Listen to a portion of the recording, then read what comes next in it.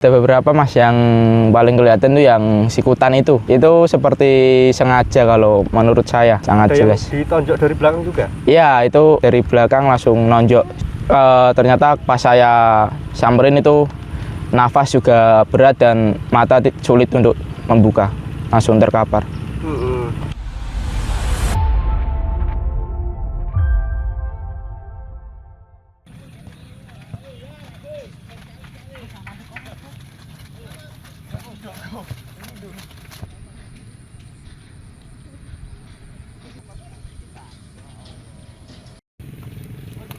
Mas, mungkin bisa diceritakan mungkin jalannya pertandingan saat melawan PSIR Rembang kemarin seperti apa gitu?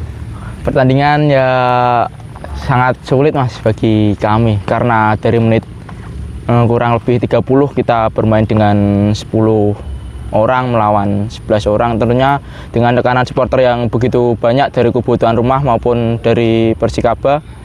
Tentunya ya ada tekanan tersendiri bagi kami, juga ada semangat dan motivasi bagi kami, apalagi itu pertandingan yang sangat menentukan antara hidup dan matinya tim Persikaba. Menentukan lolos dan tidaknya ya. Gitu ya? Ke 16 besar ya? Ke 16 besarnya. Nah, mungkin kemarin kan ada beberapa hal ya, seperti mungkin tendangan kungfu yang brutal itu, tanggapannya sampean seperti apa?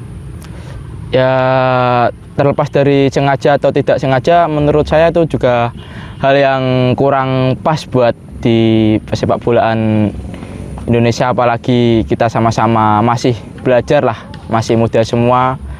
Ya itu sangat disayangkan sekali ada hal yang seperti itu. Tentunya buat pelajaran bagi kami dan pihak lawan, semoga lebih baik ke depannya aja. Nah, mungkin selama pertandingan itu kiper PSIR itu cara mengambil bolanya seperti itu atau memang baru pas sama Rizal itu atau seperti apa? Kalau itu saya kurang tahu mas, kayaknya juga itu kan bola 50-50 sama-sama larinya, tapi juga salah juga sih, kakinya terlalu tinggi ya? Iya. Nah, posisinya itu ada yang kenal dengan kiper PSIR Rembang nggak?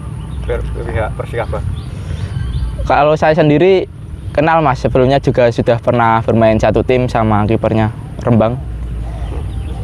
Seperti apa dia sebenarnya gitu? Kalau sebenarnya di luar lapangan juga baik sih mas, attitude-nya juga bagus, mungkin cuma emang kondisi match yang begitu panas, mungkin terjadi sebuah insiden yang seperti itu. Pernah main satu klub? Iya. Di mana dulu? Dulu di Persis Solo U18 dulu. Persis Solo U18 ya? Iya. Aslinya mana dia? Dia kalau nggak salah aslinya Surabaya mas. Surabaya ya? Iya. Nah, posisinya saat Rizal terkena tendangan itu, mungkin bisa diceritakan Rizal itu gimana, langsung terkapar atau seperti apa gitu di lapangan? Rizal langsung terkapar mas dan sulit untuk membuka mata, kan saya lari dari tengah itu, saya kira juga tidak kena, kalau dari belakang kan kurang jelas gitu mas penglihatan, sama-sama larinya kan. Ternyata pas saya samperin itu nafas juga berat dan mata sulit untuk membuka, langsung terkapar. Nah, itu Rizal itu pemain pengganti atau sejak awal main dia? Pemain pengganti mas. Di babak pertama ya? Iya, di babak pertama, setelah Mas Eka Febri kartu merah langsung masuk menggantikan Deko. Nah, itu selang berapa menit setelah dia masuk ada insiden itu? Kurang lebih sekitar 5 menitan mas, nggak lama. Nggak lama Iya. Langsung kena itu ya? Iya. Iya. Nah, mungkin selain insiden itu ada kejadian-kejadian lain nggak, maksudnya yang ada pemain yang nakal gitu? Kayaknya kan ada beberapa gitu. Ya ada beberapa mas, yang paling kelihatan tuh yang sikutan itu seperti sengaja kalau menurut saya. Sangat ada jelas. Yang ditonjok dari belakang juga? Iya, itu pas lagi rame itu lari dari belakang langsung nonjok si Deko nomor 9. Iya. Nah, itu posisinya gimana? Wasit tahu nggak dengan aksi seperti itu gitu yang kurang sportif gitu ya. Aku kurang tahu mas, kayaknya wasit kan terlalu fokus sama yang pelanggaran itu sebelumnya. Diko kan nggak ngapa-ngapain, terus tiba-tiba ada pemain dari Rembang itu lari dari belakang terus nonjok Diko. Mungkin hanya itu ya, atau masih banyak lagi hal yang apa namanya, kejadian-kejadian. Ya mungkin kalau di pertandingan kejadian-kejadian kayak benturan itu hal wajar sih mas. Yang penting itu tidak ada unsur kesengajaan, itu wajar. Nggak apa-apa. Yang penting tidak niat mencederai. Nah, setelah Rizal terkapar, itu dia bisa melanjutkan lagi atau langsung dilarikan ke rumah sakit? Langsung dilarikan ke rumah sakit mas. Setelah itu diganti? Iya diganti. Nah, posisinya itu kan apa namanya, 10 pemain ya? Iya mas. Itu sejak babak pertama ya? Iya. Nah itu seperti apa gitu tantangannya? Ya mungkin karena semangat dari anak-anak, dari teman-teman pemain yang ingin lolos ke 16 besar membuat semangat lebih mas. Jadi kita bertahan di lini pertahanan itu jadi kondusif karena semangat itu. Mungkin juga strategi pelatih alhamdulillah juga berjalan dengan baik. Sempat terpancing emosi nggak, maksudnya dengan keputusan wasit? Ya kepancing sih pasti mas. Dengan keputusan yang seperti itu kepancing itu pasti. Tetapi mengendalikan emosinya? Ya mau gimana lagi mas, keputusan udah diambil, mau gimana pun diprotes seperti apapun juga tidak bisa berubah kan keputusan. Cuma emang agak terpancing sedikit dengan keputusan wasit yang seperti itu. Mungkin ada pesan nggak dari pelatih gitu untuk para pemain Persikaba gitu, meskipun 10 pemain ya, dengan permainan dan wasit yang mungkin cukup kontroversial, seperti apa? Ya mungkin pesan pelatih ya jaga emosi, fokus sama pertahanan, jangan terpancing emosi, apalagi kita main di kandang lawan kan.